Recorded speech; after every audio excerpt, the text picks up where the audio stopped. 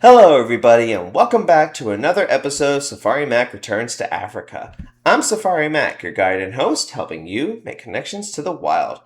Well, ladies and gentlemen, you guessed it, we're still in the Congo, and I'm telling you, we're still lost. But that's okay, because since we are pretty up high up here in the canopy, that's a section of any forest habitat where you're at the top of the trees. Here we have ourselves another guide to help us get through the Congo a little sooner and help us get out of the jungle. This guy, this frowny monkey, otherwise more commonly known to you and me as the black and white Colobus monkey, obviously belonging to the family group or genus of Colobus. So we have a long way to go, so be sure to hang on tight to these guys because they move pretty fast. But before we begin, if you're new to my channel, hit that like and subscribe button. Check out my Facebook page for content on conservation. And if you have a question about animals or an animal request in the future, send me an email. You'll always find the link to it down in the description below. But if you're ready, let's get started. Now, it doesn't take really much of a deep thinker for us to figure out what family group these special creatures belong to. They are the primates. Basically, these are animals that have thumbs like we do, are pretty smart, and have great eyesight to find food. But it's not just limited to monkeys. There's the apes, there's us humans, and of course there's the ancient primates that are still around today, known as prosimians, what we commonly call the lemurs. More specifically, those that you only find on the island of Madagascar.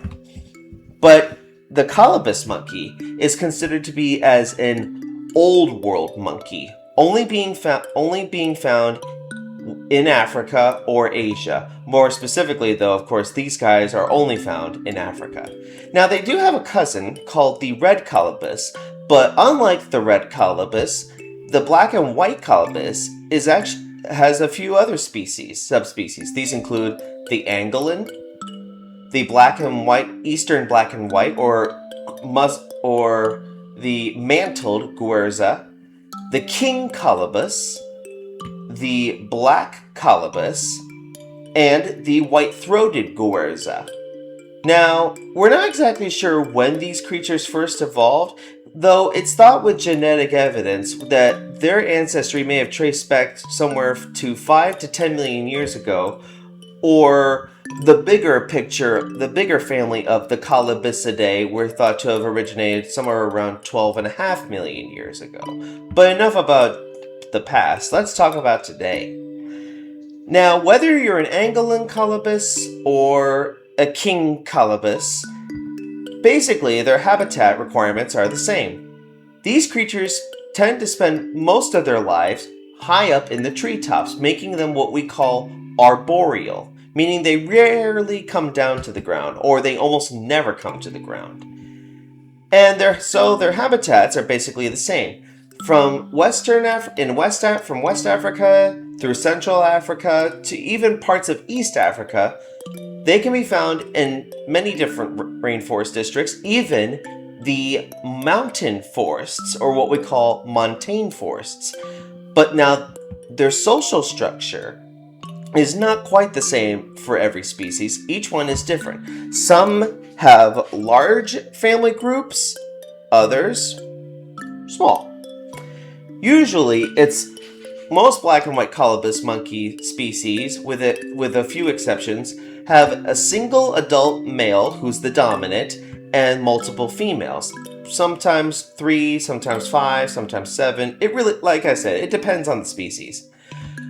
But unlike the females who stay in their birth troop all their lives, males will leave their family group when they reach maturity, as this helps prevent inbreeding. And so when the males leave their family groups, either they're living on their own, or they have this has been documented by biologists out in the field, they will sometimes join up with bachelor groups, fighting each other and testing each other on their strength and their dominance to find a breeding group where the one male could challenge the already dominant male of that group to a fight to see if he can become the new father of the next generation.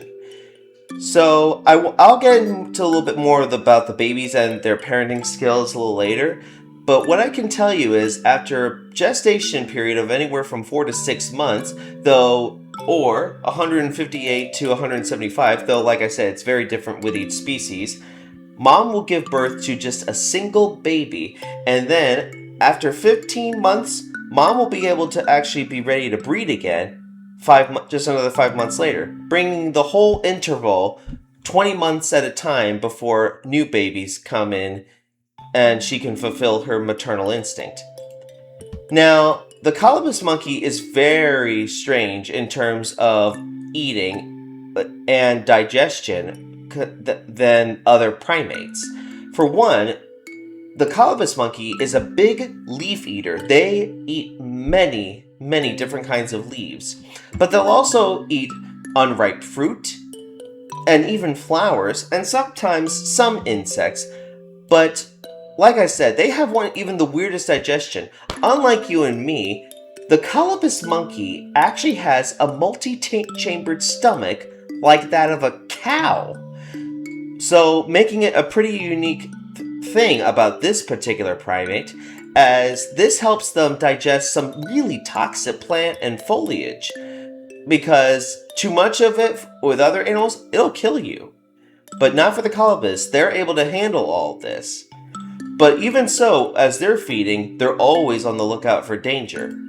Whether it's from this guy, a crowned eagle, which this giant can snatch a full-grown monkey from a tree, to the ever-elusive and deadly leopard, and would you believe it if I told you, even chimpanzees? Yes, chimpanzees have been known to effectively hunt, kill, and eat not just black and white Colobus monkeys, but their cousins, the red Colobus. It's not exactly the prettiest sight to see, but this has been proven, and you can actually even see this from Disney Nature's film Chimpanzee, narrated by Tim Allen. Now, in terms of their culture, they have been traditionally prized by different African folklore and cultures for their beautiful fur as a kind of mantelpiece for a ceremony, as a kind of ceremonial garment, so to speak. Now, believe it or not, I said that all primates have thumbs, right? Not this guy. Or not quite like your thumb or my thumb. Instead, in fact, the word Colobus is actually Greek for mutilated. They have instead these kind of small bumps which can help them grasp certain foods, but also more effectively hang on to the branches, especially as they may have to jump from tree to tree to find food or to get away from predators. Another thing about these creatures, what makes them cool, have you ever seen a Colobus monkey actually steal someone's baby? You may think it's a kidnapping. It's not. I can tell you right now it's not. This is a kind of parenting skill called alloparenting, where baby swiping, where one female takes another female's baby away, is the family way with Colobus monkeys. All moms and aunts help each other raise the young. So it's not a kidnapping, it's just community work. Hey, you know what they say, it does take a village to raise a kid. And finally, I wanted to mention, they look like they have a frowny face, but they just don't really have the best facial muscles. So they really don't express with their face like other primates do, or even we do. They just use it with different roars, snorts, and calls. Now, unfortunately, the Colobus monkey is facing problems from deforestation, poaching, even the production of charcoal has taken a real heavy toll on these creatures. But there is hope. There have been major implications to restore habitat. Education is a big key feature, and even tourism is what's helping Africa's black and white Colobus monkeys today, and ensure a brighter future for tomorrow. Well, ladies and gentlemen, we're about to get down from the canopy because we need to meet up with one of the true kings of the African rainforest. Gorillas. So until next week, though, this is Safari Mack. I'll see you all out there.